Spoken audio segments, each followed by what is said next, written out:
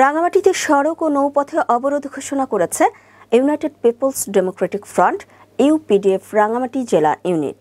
আগামী বৃহস্পতিবার ভোর ৫টা থেকে দুপুর ১২টা পর্যন্ত শান্তিপূর্ণভাবে জেলাব্যাপী এই অবরোধ চলবে। মঙ্গলবার ইউপিডিএফ রাঙামাটি জেলা ইউনিট ও তার সহযোগী গণসংগঠন পাহাড়ি ছাত্র পরিষদ, গণতান্ত্রিক যুব ফোরাম, হিল উইমেন্স ফেডারেশনের নেতৃবৃন্দ ও সংশ্লিষ্টদের মধ্যে অনুষ্ঠিত এক জরুরি সভায় এই সিদ্ধান্ত নেওয়া হয়। তবে অবরোধ চলাকালীন অ্যাম্বুলেন্স, ফায়ার সার্ভিস, পানি, বিদ্যুতের সংযোগ প্রদান ও মেরামতের কাজে ব্যবহৃত গাড়ি, জরুরি ঔষধ, সংবাদপত্র ও সাংবাদিক পরিবহনকারী যান আওতামুক্ত থাকবে।